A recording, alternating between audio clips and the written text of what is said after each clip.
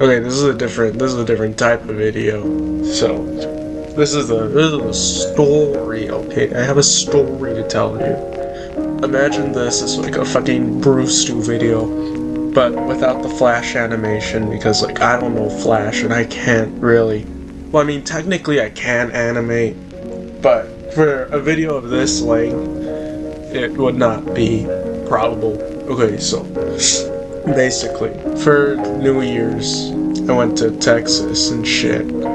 If you remember, both Thanks and Everything You Do Is a Balloon, yeah, those were recorded in Texas. And so, like most sane people, because where I live, it's like a 20-hour drive from Texas, from where like we have family out in Texas, and so it's like a 20-hour drive from them, and so we had to fly fucking Spirit. That shit was, it was okay. It was just boring. They had nothing on there. It wasn't a Boeing plane though. If it was Boeing, I wouldn't be here right now.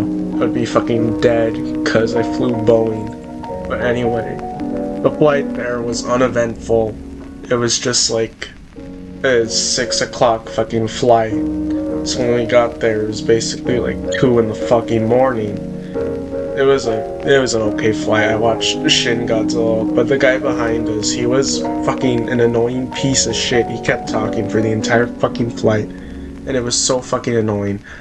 Like, I get it, you're next to a fucking friend, but Jesus Christ, it was like 4 hours of listening to this motherfucker talk and talk and talk, and I couldn't take it anymore. But I didn't take any of my anger out. I was just watching Shin Godzilla. It was a great fucking movie, but that guy kept talking and I could hear him through the fucking headphones, even though I had the movie at like max fucking volume. I can't believe that fucker. Okay, but genuinely, I would take that guy. I would take like 10 of that guy. And he was a fucking music teacher. He kept on talking about how much he loved the kids he worked with and how he works by Magic Mountain, and they talk about how they go to Magic Mountain and how he has like birthday videos for them, and basically just talk about how much he loves the kids he teaches. Not in that way, but just how much he loves being a teacher. I would take a plane full of that guy in comparison to what happened on the flight back from Texas. In the row ahead of us, there was not one, but there was 2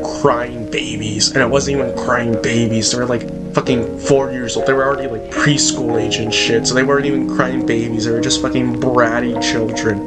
And I remember, because the little kid, she had a fucking iPad, and she was watching this fucking Baby Shark content farm shit, and she would fucking cry to her mother about how, oh, it's not loud enough, and then she would start bawling her fucking eyes out, and so she would turn the volume up on the fucking Baby Shark, and so you had to listen to fucking Baby Shark at max fucking volume, and then when the mom would try to turn down the volume, because of course no one's gonna put up with that shit for a 3-hour flight, and she starts bawling her fucking eyes out. And then both of them weren't buckled in. There was like a kid and his sister, and they both weren't buckled in, and so they were just both running throughout the entire damn flight. One of them literally fell out into the aisle while we were landing.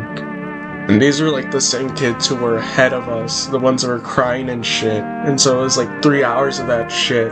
And it's like that, okay, well, I didn't like it. I could at least tolerate it. Like, I was playing Sonic R at max volume because the fucking soundtrack on that game is absolutely crazy. And so I was just like ignoring them for the most part, because like I was just blasting Sonic R. But it wasn't until after we land and after we start getting out of the fucking... So like, you know how like after you land on a plane, the first 30 minutes you're just still stuck there while they figure out what the fuck they're doing. And then after that they're like, oh, you can get up, grab your shit, and get out of here. But you know how it's never fucking passed. It's always like an hour of hell trying to get off that plane, even after the 30 minutes of absolute nothing. So I was just standing there in the middle of the aisle, and of course, fucking crying kids were right in front of me. And the kid, first of all, the girl, she's with her dad, and she fucking looks me dead in the eye and she points at me like, Dad, that's your friend, Dad. And I've been up since 5 in the fucking morning Texas time, so 3 in the morning LA time, and I just wasn't having it. But I can't lash out at a fucking child. This isn't Curb Your Enthusiasm. If I did that shit, I would be dead right now. So I just have to sit there. And it was like the fucking meme, the soldier staring out the fucking 1,000-yard stare. And then the fucking brother, his mom is carrying him, and his mom, because I have this little like Five Nights at Freddy's keychain that my brother gave me hanging off my back, and the mom, she looks at my fucking keychain, she turns it around to face the kid, and she's like, oh, that's a one mean looking guy. And so it's like, why am I getting singled out by both the mom and the fucking daughter and shit? I couldn't take it anymore. And it was LAX, and LAX is a Planet Hollywood, but the part of LAX we were in didn't have the Planet Hollywood. I got stuck with the fucking duty free and fucking the Theo Schwartz and shit, with like the $70 Mario Odyssey art book instead of a motherfucking Planet Hollywood.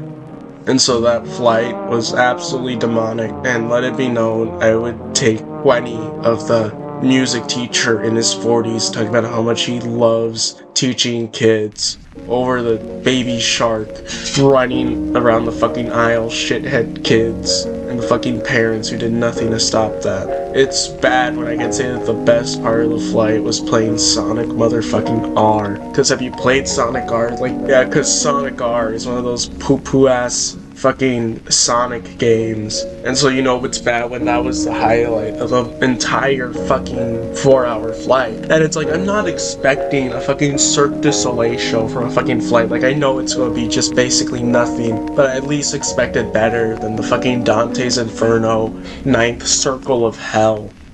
This is the end of the fucking story. I can't take it anymore.